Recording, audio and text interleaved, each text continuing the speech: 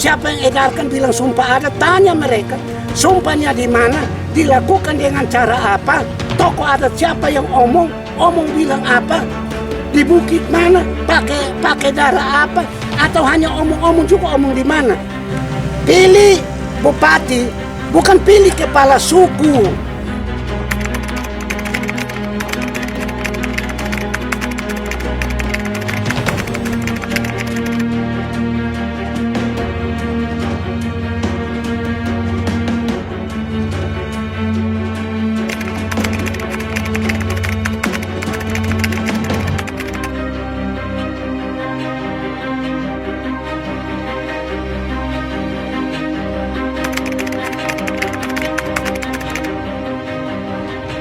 Isu yang selama ini berkembang ada sumpah adat dari Ayub Titu Eki agar Bupati Kupang meto. Nah, isu ini dihembuskan, saya tahu oleh siapa, yaitu paket yang meto. Sekarang dia pilih calon bupatinya meto, wakil bupati juga meto, baru isu keluar. Tapi itu hari dia maju, meto kase, tidak omong. Kalau waktu itu saya sumpah, kenapa saya tidak protes? Kalau benar-benar ada sumpah, kenapa waktu itu saya berdiam diri? Karena saya tahu bahwa tidak pernah ada sumpah. Nah sekarang sudah selesai. Korinus Mas Neno dan Jeremana V sudah mulai ketika ini mulai berkembang sesudah Pak Yos Lede dengan Aurung Maju, mulai isu ini berkembang. Sumpah itu dilaksanakan di mana, oleh siapa, tokoh adat siapa yang omong secara adat, lalu kemudian sumpah itu dikukuhkan oleh pendoa siapa, majelis siapa yang doa. Tanya. Nah kalau sumpah adat biasanya orang kampung itu harus pakai darah ayam ko, darah babi ko, darah sapi ko, atau darah manusia siapa. Saya sebagai majelis baru selesai tahun ini, baru tidak majelis. Yang sumpah-sumpah seperti itu saya tidak suka. Dan saya tahu tidak pernah ada sumpah. Siapa yang bilang ada sumpah? Tanya mereka. Jangan hanya untuk kepentingan masuk dalam konstelasi politik, baru mulai angkat bicara macam-macam. Ini mau jadi pemimpin. Jangan pakai bohong-bohong. Kalau pemimpin yang bohong-bohong, ya nanti sudah jadi pemimpin juga bohong sini, bohong sana. Rakyat akhirnya yang menderita. Tidak ada sama sekali sumpah itu. Sumpah itu digulirkan oleh siapa? Saya tahu. Ya, karena hanya untuk kepentingan. Lalu sumpah itu bergulir begitu besar. Saya masuk di dalam kecamatan ini, orang dong bilang, Bapak tapi itu sumpah adat. Saya bilang kejar mereka, tanya mereka, sumpah itu dilaksanakan di mana? Bagaimana cara sumpah itu dilaksanakan? Lalu siapa yang doa? Tanya mereka. Jangan mengangkat isu bohong hanya untuk menduduki suatu jabatan. Kalau jantan lu mau jadi pemimpin, tiru saya waktu lalu. 2014 saya bilang begini, 2013 saya pun kampanye bilang, yang paket yang terbaik yaitu 6 paket lain. Kami paket itu Yuri, itu hari Ayub Titu Eki dan Korinus Mas Neno. Saya bilang kami tidak, jangan pilih kami. Toh saya terpilih. Kenapa? Karena kalau Tuhan sudah tentukan, jadi pejabat itu sejak dalam kandungan Tuhan sudah tentukan.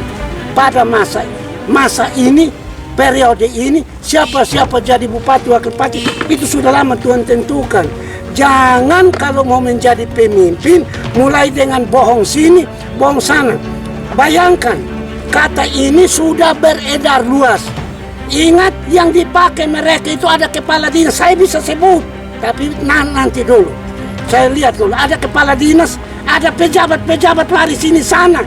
Dia tidak tahu bahwa kadang dia kumpul itu pejabat-pejabat. Ada yang ikut tapi datang kasih tahu saya dong omong apa, makanya saya pegang data.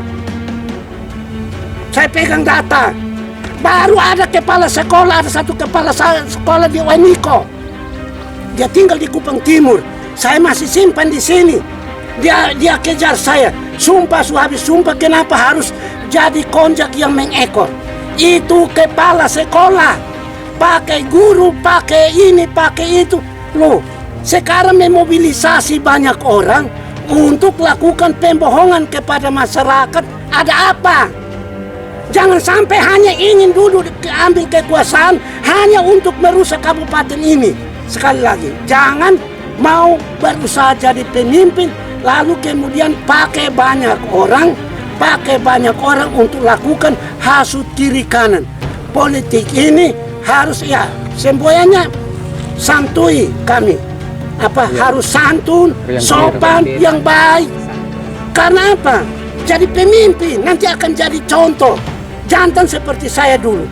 Dulu saya bilang jangan pilih kami. Kalau saya bilang jangan pilih kami, toh masyarakat pilih. Karena apa? Jangan anggap dong bodoh.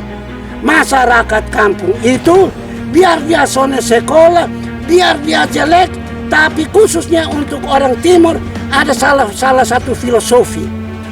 Kalau biar dia lihat begini tapi bilang mail kit. Mail kit itu artinya bukan lihat dengan mata, tapi lihat dengan mata hati. Dia kira-kira omong begitu tapi serius kosone. Jangan hanya mulut manis, tapi di belakang-belakang hati busuk. Rebut kedudukan hanya untuk kepentingan diri. Nah, yang salah satu dong edarkan adalah itu hari video saya waktu itu. Saya omong waktu mungkin tahun lalu. Saya omong bahwa sebenarnya waktu itu saya omong itu himbauan saya, cara kampanye saya bahwa kalau mau pilih untuk caleg khususnya DPR pusat atau ini coba selama ini pemilih Kabupaten Kupang 200.000 lebih. Ya, pemilih Kabupaten Kupang. Coba saya 2 periode jadi bupati, kira-kira umenobe kau IKH. Ada bekas kaki kosong, ada bukti bahwa saya jadi pemimpin yang disukai, tidak. Tapi ternyata 2 kali saya maju sebagai calon DPR RI, laku kosonde. Sonde. Orang-orang kampung yang timur tidak pilih saya. Mana saya protes? Padahal saya sudah himbau, dong pilih lain. Nah, itu berarti saya tahu bahwa rakyat Kabupaten Kupang sudah sadar. Bukan masalah suku, tapi siapa yang dong percaya itu dia. Nah, Pak Yoslede. Pak Yoslede ini maju kali keempat, dia terpilih. Yang pilih bukan hanya suku Sabu di Kupang, ya mungkin tidak. Bahkan ada juga suku Sabu yang belum tentu pilih Pak Yos. Yang pilih Pak Yos Lede ada Amfoang, orang Timaugas pilih Pak Yos. Ada orang Fatuleo, ada yang pilih Pak Yos. Ada orang Amarasi, ada orang ini Amabio Feto Timur. Ada orang Nekat Mese, dong pilih. Jadi saya ikut pola dan dia memang kalau bukan figur yang baik, belum tentu 4 kali dia tidak kalah. Saya 2 periode terpilih laku, tapi 2 kali maju DPR sonel laku. Saya harus menghargai itu. Auru maju 1 kali sonel laku. Belajarlah dari orang yang sukses. Kita belajar untuk periode ini. Apalagi pilih bupati bukan pilih kepala suku supaya urus suku Sabu. Kan dipilih oleh orang timur belum tentu pilih. Kalau memang ternyata sebentar kalau jadi bupati dan tidak, ya pasti rakyat juga tahu. Karena apa? Selalu akan amati. Kita pilih supaya kabupaten ini lebih maju. Ingat, daerah kita kalau salah pilih, ya kotong begini-begini. Apalagi daerah kita kalau Pak Yos masih omong yang sopan-sopan, bahasa politik, bahwa Kabupaten Kupang kurang baik-baik saja. Itu sama dengan daerah kita buruk. Omong buruk ya omong terang, bilang buruk, mau bilang apa lagi. Nah kalau buruk, pilih pemimpin yang buruk, buruk tambah buruk, lebih buruk lagi. Harus begitu, masyarakat harus diberikan pemahaman yang baik supaya daerah kita maju.